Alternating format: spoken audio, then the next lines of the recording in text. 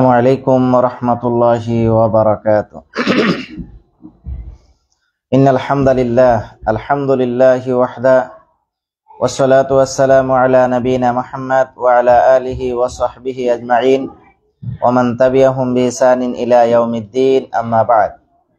ফাআউযু বিল্লাহি মিনাশ শাইতানির রাজীম। বিসমিল্লাহির রহমানির রহিম। ইন্না নাহনু নাযালনা যিকরা ওয়া ইন্না লাহু লাহাফিজুন।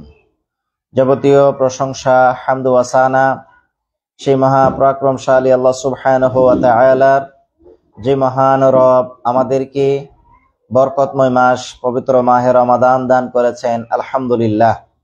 দরুদ ওয়া সালাম পেশ করছি মানবতার কল্যাণে দিশারি সর্বকালের সর্বশ্রেষ্ঠ মহামানব আহমদ মুহাম্মদ মুস্তাফা নবী মুহাম্মদ রাসূলুল্লাহ সাল্লাল্লাহু আলাইহি ওয়াসাল্লামের উপর, যার উপরে আল্লাহ সুবহানাহু ওয়া তাআলা মহাগ্রন্থ আল কোরআন নাজিল করেছেন। আমাদের মাঝে চলছে পবিত্র মাহে রমাদান। আজকে আমরা রমাদান ও কোরআনের সাথে কি সম্পর্ক, এ বিষয়ে আমরা জানার চেষ্টা করব ইনশাআল্লাহ। কোরআন আল্লাহ সুবহানাহু ওয়া তাআলার নাজিলকৃত সর্বশেষ ও সর্বশ্রেষ্ঠ আসমানি গ্রন্থ।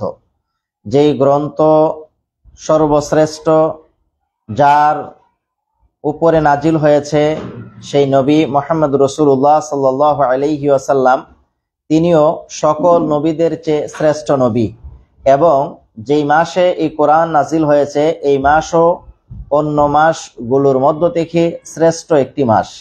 এবং যেই রাত্রিতে কোরআন নাজিল হয়েছে, সেই রাত্রিও সর্বশ্রেষ্ঠ রাত্রি হিসাবে কোরআনুল কারীমেই ঘোষণা হয়েছে। যেমন এই রমাদান মাস সম্পর্কে আল্লাহ সুবহানাহু ওয়া তাআলা পবিত্র কোরআনুল কারীম এর 2 নম্বর সূরা সূরাতুল বাকারার মাঝে বলেন, শাহরু রমাদানাল্লাযী উনজিলা ফীহিল কোরআন। এটা হলো সেই মাস, যে মাসে আল্লাহ সুবহানাহু ওয়া তাআলা কোরআনকে নাজিল করেছেন। হুদাল লিন্নাস ওয়া বাইনাতিম মিনাল হুদা ওয়াল ফুরকান, যেই কোরআন মানুষকে হেদায়েতের রাস্তা দেখাবে। এবং আল্লাহ সুবহানাহু ওয়া তাআলা সূরাতুল কদর নামে একটি সূরা নাজিল করে বলেন, ইন্না আনজালনাহু ফি লাইলাতিল কদর, নিশ্চয় আমি নাজিল করেছি তাহাকে, কোরআনকে, লাইলাতুল কদর বা কদরের রাত্রিতে। ওয়ামা আদরাকা মা লাইলাতুল কদর, আপনি কি জানেন লাইলাতুল কদর কি? লাইলাতুল কদরি খায়রুম মিন আলফি শাহর, লাইলাতুল কদর হলো 1000 মাস থেকে বা 1000 মাসের চেয়ে উত্তম। তো লাইলাতুল কদরের এত দাম কেন? কারণ এই রাত্রিতে কোরআন নাজিল হয়েছে। রমাদানুল কারীম বা রমাদান মাসের এত মর্যাদা কেন? রমাদান মাসে কোরআন আল্লাহ সুবহানাহু ওয়া তাআলা নাজিল করেছেন। আমাদের নবী মুহাম্মদ সাল্লাল্লাহু আলাইহি ওয়াসাল্লাম শ্রেষ্ঠ নবী কেন? কারণ ওনার উপরে আল্লাহ সুবহানাহু ওয়া তাআলা কোরআনকে অবতীর্ণ করেছেন। আর এই কোরআন এর সংরক্ষণকারী আল্লাহ সুবহানাহু ওয়া তাআলা নিজেই। যেমন আল্লাহ সুবহানাহু ওয়া তাআলা বলেন, ইন্না নাহনু নাযালনা যিকরা ওয়া ইন্না লাহু লাহাফিজুন, নিশ্চয় আমি আল্লাহ সুবহানাহু ওয়া তাআলা কোরআনকে অবতীর্ণ করেছি এবং এই কোরআনকে হেফাজত করব আমি আল্লাহ নিজেই। আল্লাহ সুবহানাহু ওয়া তাআলা এই কোরআনকে অবতীর্ণ করেছেন এবং তার সংরক্ষণের দায়িত্ব আল্লাহ সুবহানাহু ওয়া তাআলা নিজেই গ্রহণ করেছেন। এই জন্য পৃথিবীর সমস্ত কোরআনের যত মাসহাফ আছে, সেই মাসহাফ গুলোকে যদি জ্বালিয়ে দেওয়া হয়, পৃথিবীর সমস্ত মাসহাফ গুলো যদি ধ্বংস হয়ে যায়, তারপরেও পৃথিবী থেকে কোরআন বিলীন হয়ে যাবে না। কারণ এই কোরআন, প্রত্যেকটা পৃথিবীতে এমন কোনো গ্রন্থ নেই যেই গ্রন্থের এত হাফেজ পাওয়া যাবে যতটা না হাফেজ পাওয়া যায় কোরআনুল কারীমের। কারণ প্রত্যেক যুগে যুগে, প্রত্যেক সময়ে সময়ে এই কোরআনুল কারীম হিফজ করা হাফেজ সারা পৃথিবীতে ছড়িয়ে আছে। আলহামদুলিল্লাহ, এটা কোরআনের অন্যতম একটি মুজিজা। আল্লাহ রাব্বুল আলামিন এই কোরআন সম্পর্কে সূরাতুল বাকারার 2 নম্বর আয়াতে বলেন, যালিকাল কিতাবু লা রাইবা ফি, এটা হলো সেই কিতাব যাতে কোনো সন্দেহ নাই। হুদাল লিল মুত্তাকিন, মুত্তাকিদের জন্য এটা হলো সুপথ বা হেদায়েত। আল্লাহ রাব্বুল আলামিন সূরাতুল বাকারার অপর জায়গায় বলেন যে, ওয়া ইন কুনতুম ফি রাইবিম মিম্মা নাযালনা আলা আবদিনা ফাতু বিসূরাতিম মিন মিসলি, যদি তোমরা এই কোরআনকে নিয়ে কোনো সন্দেহ সংশয় তোমাদের মাঝে কাজ করে, তাহলে জেনে রাখো যে ফাতু বিসূরাতিম মিন মিসলি, তোমরা কোরআনের একটি সূরার মতো একটি সূরা তোমরা তৈরি করে বা বানিয়ে দেখাও। কিন্তু কেউ আল্লাহ সুবহানাহু ওয়া তাআলার এই চ্যালেঞ্জ গ্রহণ করেনি। এই জন্য কোরআনের সাথে অন্যতম একটি সম্পর্ক আছে। রমাদানের যে সিয়াম আর কোরআন, এই দুটি জিনিস আল্লাহ সুবহানাহু ওয়া তাআলার কাছে বান্দার জন্য সুপারিশ করবেন। রাসূলুল্লাহ সাল্লাল্লাহু আলাইহি ওয়াসাল্লাম বলেন, ইয়াকুলু সিয়াম ওয়াল কুরআন ইয়াশফাআন লিল আবদি, সিয়াম এবং কোরআন বান্দার জন্য আল্লাহর কাছে সুপারিশ করবেন। ইয়াকুলু সিয়াম, সিয়াম সেদিন বলবেন যে আইয়ু রব্বি, হে আমার রব, মানাআতুহু তাম ওয়া শাহওয়াত বিন নাহার, আমি তোমার বান্দাকে খানা পিনা, খাদ্য খাওয়া এবং কাম প্রবৃত্তি থেকে আমি দমন করে রেখেছি, বাধা প্রদান করে রেখেছি। আর কোরআন সেদিন বলবেন, ইয়াকুলুল কোরআন, কোরআন সেদিন বলবেন যে মানাআতুহুন নাওমু বিল লাইল, আমি রাত্রির বেলা তাহাকে ঘুম থেকে বাধা প্রদান করেছি। অর্থাৎ আপনার বান্দা রাত্রিবেলা না ঘুমিয়ে কোরআন পাঠ করেছেন, কোরআন পড়াশোনা করেছেন, এই জন্য ফাশাফা'নি ফিহি, আল্লাহ তার ব্যাপারে আমার সুপারিশ কবুল করো। আল্লাহ রাব্বুল আলামিন তার সুপারিশকে কবুল করবেন বা গ্রহণ করবেন। তাহলে আমরা এখান থেকে যেটা বুঝতে পারলাম যে কোরআন কিয়ামতের ময়দানে বান্দার জন্য সুপারিশ করবেন। রাসূলুল্লাহ সাল্লাল্লাহু আলাইহি ওয়াসাল্লাম অপর হাদিসে বলেন, যেই ঘরে সূরাতুল বাকারা এবং সূরাতুল আলী ইমরান তেলাওয়াত হবে, অথবা সূরাতুল বাকারার শেষ 2 আয়াত যেই ঘরে তেলাওয়াত হবে, ওই ঘর থেকে ইয়ানফারিদু মিনাশ শায়তান, শয়তান সেই ঘরে থাকতে পারবে না, অর্থাৎ শয়তান সেই ঘর থেকে বের হয়ে যাবে। এই জন্য নিজের জীবনকে কোরআনময় করে তুলতে হবে। কোরআন রমাদানের মাঝে কোরআন তেলাওয়াত করতে হবে, বেশি বেশি করে কোরআন পড়তে হবে, কোরআনের সাথে সময় দিতে হবে। কারণ কোরআন আপনাকে কি বলে? কোরআন আপনাকে বলছেন, আফালা ইয়াতাদাব্বারুনাল কোরআন আম আলা কুলুবিন আকফালুহা, তোমরা কোরআনকে নিয়ে কেন গবেষণা করো না? কারণ তোমাদের অন্তর কি তালাবদ্ধ হয়ে আছে? আল্লাহ রাব্বুল আলামিন সূরাতুল কামারের মাঝে বলেন যে ওয়ালাকাদ ইয়াসসারনাল কুরআনা লিযিকরি ফাহাল মিন মুদ্দাকির, আমি কোরআনকে সহজ করেছি, আছো কি কেউ সেই কোরআন থেকে উপদেশ গ্রহণ করতে? তাহলে কোরআন থেকে আমাদেরকে উপদেশ গ্রহণ করতে হবে, কোরআন আমাদেরকে পড়তে হবে। কোরআন পড়লে নেকি, কোরআন গবেষণা করলে সেটাতেও নেকি আছে। কোরআন পড়লে আপনি হেদায়েতের রাস্তা অতি সহজে পেয়ে যাবেন। এখন আমার আলোচনার এই শেষ প্রান্তে এসে আমি আপনাদের কাছে ঐতিহাসিক একটি ঘটনা শোনাবো, যেটা একজন বৃদ্ধ মহিলা, যে মহিলা 40 বছর যাবত কথাবার্তা বলেছেন কোরআন থেকে, অর্থাৎ কোরআন ছাড়া অন্য কোনো কথা বলেনি। যে মহিলা সাক্ষাৎ পেয়েছিলেন পৃথিবীর অন্যতম একজন মনীষী, যার নাম হলো আব্দুল্লাহ ইবনু মুবারক রাহিমাহুল্লাহ। সেই আব্দুল্লাহ ইবনু মুবারক রাহিমাহুল্লাহ সেই পথহারা মহিলার সাথে যেভাবে উনি কথা বলেছেন, আর এই মহিলা যতটা কথারই উত্তর দিয়েছেন, প্রত্যেকটা কথাই কোরআনের মাধ্যমে দিয়েছেন। এজন্য এই ঘটনাটার মূল হলো যে আসুন কোরআনের সাথে কথা বলি। কোরআনের সাথে একজন মহিলা হয়ে 40 বছর যাবত যেই প্রশ্নে ওনাকে করা হচ্ছে, তিনি সেই প্রশ্নের উত্তরই কোরআনের মাধ্যমে দিচ্ছেন। সুবহানাল্লাহ, কোরআনে আসলে সকল কিছুর সমাধান আছে, সবকিছু চাইলে কোরআন থেকে করা যায়।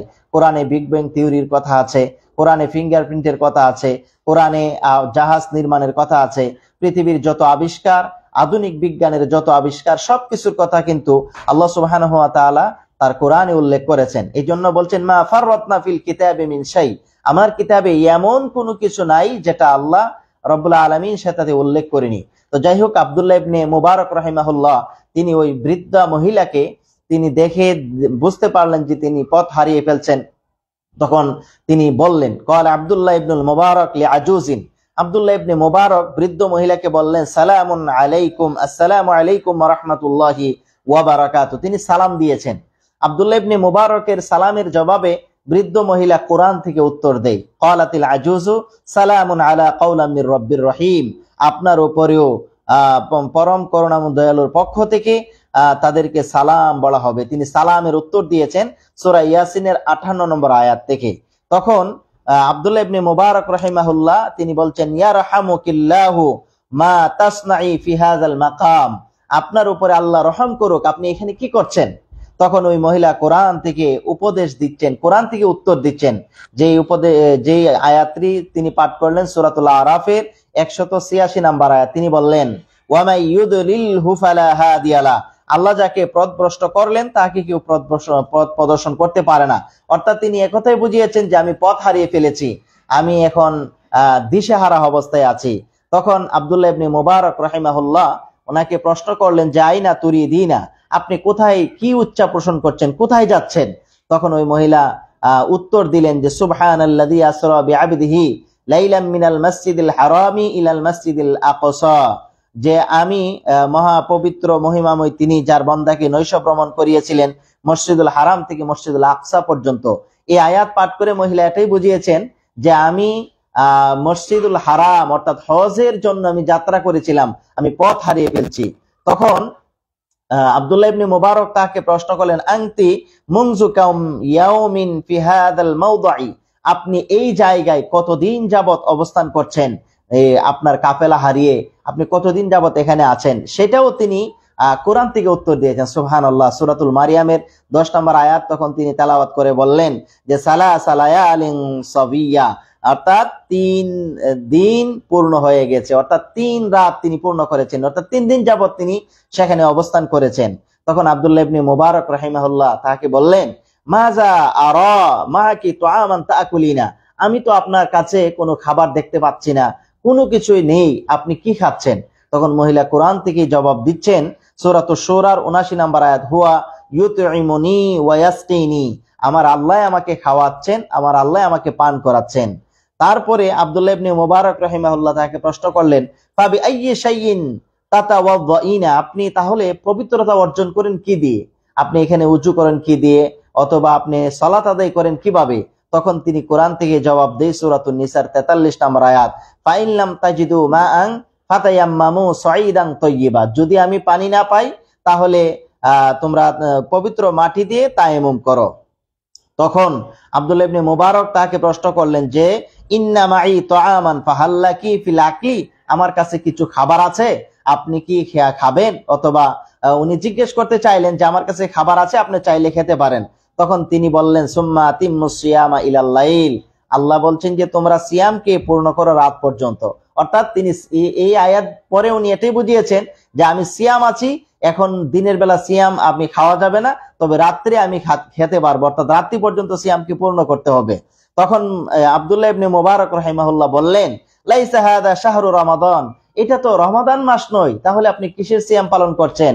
তখন তিনি সূরাতুল বাকারার 158 নম্বর আয়াত পাঠ করে বললেন ফামান তাতাওয়া ওয়ামান তাতাওয়া খায়রান ফা ইন্নাল্লাহা শাকিরুন আলিম, কেউ যদি নফল কাজ করে তাহলে এটা তার জন্য ভালো এবং আল্লাহ সুবহানাহু ওয়া তাআলা তার প্রতিদান দিবেন।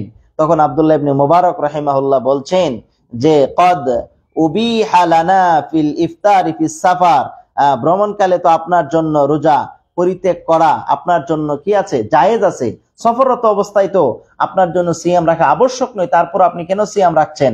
তখন তিনি সূরাতুল বাকারার 184 নম্বর আয়াত পড়ে জবাব দিচ্ছেন, বলছেন ওয়া আন তাসুমু খায়রুল লাকুম ইন কুনতুম তা'লামুন, যে যদি তোমরা সিয়াম রাখো তাহলে তোমাদের জন্য উত্তম হবে যদি তোমরা জানতে। তখন আব্দুল্লাহ ইবনে মুবারক রাহিমাহুল্লাহ বলছেন লিমা তাকাল্লামনি মিসলামা উকাল্লিমুকি, আপনি আমি যেভাবে আরবিতে আপনার সাথে কথা বলছি আপনি কেন আমার মতো আপনি কথা বলেন না? আপনি শুধু কোরআনের আয়াত পড়েন, যাই আপনাকে জিজ্ঞেস করি, যে কথাই বলি, আপনি শুধু কোরআনের একটা আয়াত এই আমার কথার সাথে সামঞ্জস্য রেখে আপনি একটা কোরআনের আয়াত আমাকে শুনিয়ে দেন, আসলে আপনি এটা কেন মানে এরকম কথা বলতে পারেন না? তখন এইটার উত্তরও তিনি কোরআন থেকে দিয়ে দিলেন। সূরাতুল কাফের 18 নম্বর আয়াত তিনি তেলাওয়াত করে বললেন যে মা ইয়ালফিজু মিন কাউলিন ইল্লা লাদাইহি রাকিবুন আতীদ, তিনি বললেন যে মানুষ কোনো কথাই বলে না যেটা আল্লাহর ফেরেশতা সংরক্ষণ করে না। তার মানে এই কথাই বোঝাতে চাচ্ছেন যে আমি যেই কথাই বলবো এই কথা যদি ফাহিশা কথা হয়ে যায় তাহলে তো আল্লাহ সুবহানাহু ওয়া তাআলার কাছে এই কথার জন্য জবাব দিতে হবে। এই জন্য তিনি যাই বলেন তিনি কোরআন থেকে বলার চেষ্টা করেন। সুবহানাল্লাহ।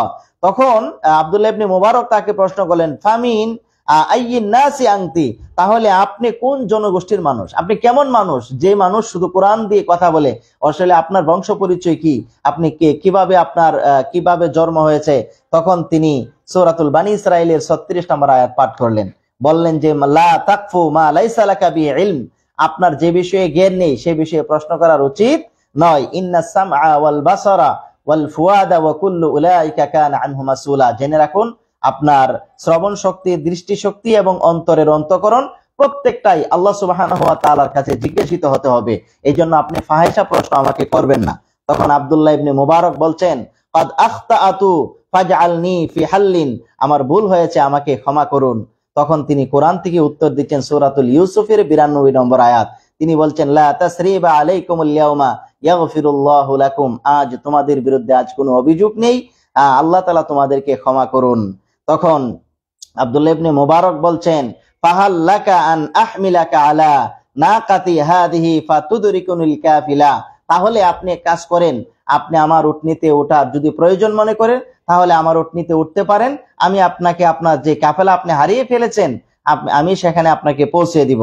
তখন তিনি বললেন সূরাতুল বাকারার 197 নম্বর আয়াত তেলাওয়াত করলেন যে ওয়ামা তাফআলু মিন খাইরিন ইয়ালামুহুল্লাহ, তোমরা উত্তম কাজ থেকে যা কিছু করো আল্লাহ সুবহানাহু ওয়া তাআলা তা জানেন। অর্থাৎ তিনি সম্মতি দিয়েছেন যে তুমি যদি এইরকম ভালো কাজটা করো তাহলে তো আল্লাহ সুবহানাহু ওয়া তাআলা অবশ্যই তার প্রতিদান দিবেন।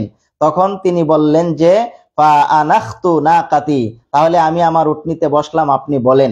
তখন তিনি উটনিতে উঠেই বলতেছেন আমি যে আপনার উটনিতে উঠবো কিভাবে, কিছু নিয়ম কানুন তিনি বলে দিচ্ছেন সূরাতুন নূরের 30 নম্বর আয়াত, কুল্লিল মুমিনিনা ইয়াগুদ্দু মিন আবসারিহিম, মুমিনদেরকে বলুন তারা যেন তাদের দৃষ্টিকে সমনত করে, অর্থাৎ আপনি আপনার চোখকে বন্ধ করেন, অর্থাৎ চোখকে আপনি নত করেন, আমি আপনার উটনিতে উঠছি।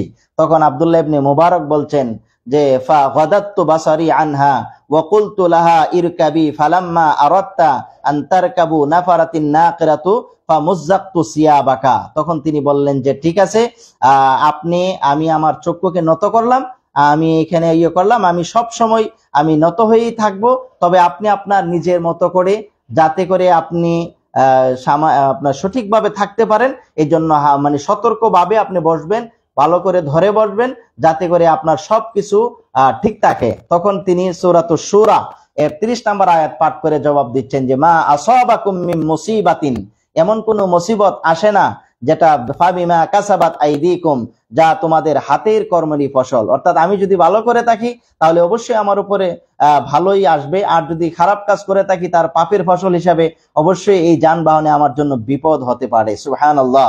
আব্দুল্লাহ ইবনে মুবারক তখন বলছেন যে ফাকুলতু লাহা ইসবিরি হাত্তা আকিলাহা, তাহলে আপনি একটু ধৈর্য ধারণ করুন, আমি তাহাকে বেঁধে নেই। তখন তিনি বললেন যে ফাফাহামনাহা সুলাইমান, আমরা বললাম যে সুলাইমানকে তা বুঝিয়ে দিলাম। তখন তিনি বললেন যে হ্যাঁ আমি আপনার কথা বুঝতে পারলাম। তখন আব্দুল্লাহ ইবনে মুবারক রাহিমাহুল্লাহ তার উটনিকে বেদে আরোহণ করে তখন তিনি বললেন আপনি সেটাতে উঠুন। তখন তিনি আরোহণে উঠার যে দোয়া সেটা পড়লেন সুবহানাল্লাযী সাখখারা লানা হাযা ওয়া মা কুন্না লাহু মুকরিনিন ওয়া ইন্না ইনশাআল্লাহু বিকুম লালাহিকুন। সুবহানাল্লাহ। এইভাবে বৃদ্ধা আস্তে আস্তে চলতে চলতে ওনার ইয়তে চলে গেলেন। তো চলে যাওয়ার পরে শেষ মুহূর্তে ওনাকে প্রশ্ন করা হলো যে আপনার সন্তান সন্ততি কতজন আছে, তাদের নাম কি? তখন তিনি কোরআনের আয়াত পাঠ করলেন যে হুজ ইয়া ইব্রাহিম ইয়া মুসা ওয়া ঈসা। তখন তিনি এই কথাই মানে কোরআনের আয়াত পাঠ করে বুঝালেন যে ওনার সন্তানের নাম মুসা, ওনার সন্তানের নাম ইব্রাহিম। তারপরে কাফেলা আব্দুল্লাহ ইবনে মুবারক রাহিমাহুল্লাহ সেই কাফেলার কাছে পৌঁছে দেওয়ার পরে ওনাদের জন্য খাওয়া দাওয়ার ব্যবস্থা করলেন। তখন ওনার সন্তানে বললেন যে উনি হলেন আমাদের মা, আসলে উনি আজ থেকে 40 বছর যাবত কথাবার্তা বলছেন, প্রত্যেক কথাই কোরআন দিয়ে কথা বলেন, অর্থাৎ ওনাকে যেই প্রশ্ন করা হয় তিনি সেই প্রশ্নের আলোকে কোরআন থেকে বলার চেষ্টা করেন, অর্থাৎ ফাহেসা কথা বলে না, মুখ থেকে কোনো কথা বলে না যেটা ওনার মুখে শোনার পরে এই কথার জবাবদিহি করতে হবে। এই জন্য আমরা আজকের এই দার্স থেকে আমরা যেটা শিখতে পারলাম যে আমরা অবশ্যই কথাবার্তা বলতে হবে লাগামহীন ভাবে, অন্যভাবে কথা বলা যাবে না, এবং ফাহেসা কথা বলা যাবে না, মন্দ কথা বলা যাবে না, এবং কোরআনের সাথে যদি চেষ্টা করা যায় তাহলে অবশ্যই মানুষ কোরআনের সাথে কথা বলতে পারবে। অর্থাৎ কোরআনে প্রত্যেকটা বিষয়ের সমাধান আছে। আপনি আরবিতে কথা বলতে চান কোরআন থেকে বলতে পারবেন, আপনি কোনো বিষয়ে গবেষণা করতে চান তাহলে কোরআনে সেটা পাবেন। আপনি কোরআন বুঝার যে মজা আপনি সেটা কোরআন পড়লে কোরআন থেকে আপনি বুঝতে পারবেন। আল্লাহ সুবহানাহু ওয়া তাআলা আমাদেরকে কোরআনের সাথে সম্পর্ক রাখা এবং কোরআন থেকে স্বাদ নেওয়ার তৌফিক এই মাহে রমাদানে দান করুন। আল্লাহুম্মা আমিন। আকুলু কাওলি হাযা আস্তাগফিরুল্লাহ লি ওয়া লাকুম ওয়া লিসাইরিল মুসলিমিন। আসসালামু আলাইকুম ওয়া রাহমাতুল্লাহি ওয়া বারাকাতুহু।